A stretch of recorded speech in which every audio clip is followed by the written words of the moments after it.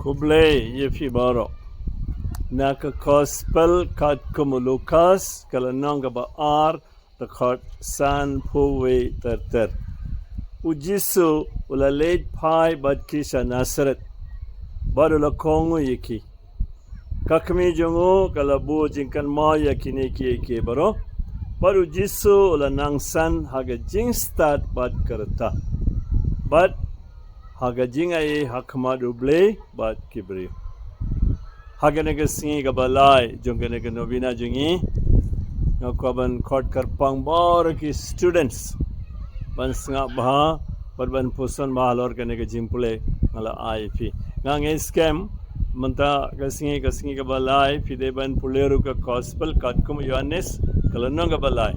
Manen ngala klet ban pankan mau nregane pinsa klet pinam deban klet fiap kan mau barbor mo man kasingi kawigalanong jong ka gospel fiapule te ko student baye kino subject ba fiapule a kano nabanda kano kam kane mutaga singa de karpang nabanda jom fi pen ujiso ula kongo yeki la kongo ya imeipa but ayu yo ke jing start but ke jingaye hakma duble but ke brio ko students by kibas ngap yanga WhatsApp on show da ki parlok ni mono ba panjingai fi na kikmi ki pajum fi but ma fi fila parkhat fi khamstal bani ki hap kongo yi fi ngap ha gene ula kongo yi ki ula late pai but ula kongo yi ki yaga mariangi khodru aga litani ka phet jaga jingstat seat of wisdom te jisu la yoga jingstat but mafiru nabanda jumfi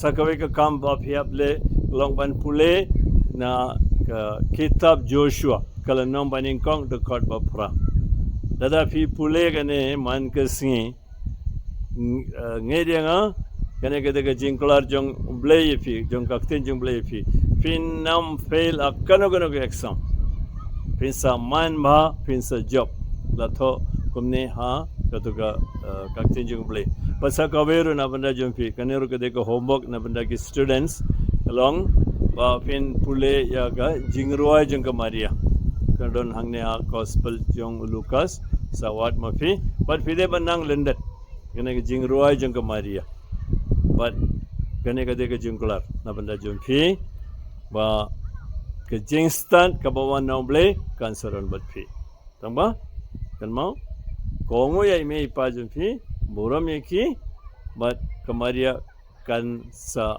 asylum na banda jumfi borobor. Te lembaga jing asylum jo kamaria ublay badan bor bro. Pa baru kun, baru mensemba kun unkar kuifi.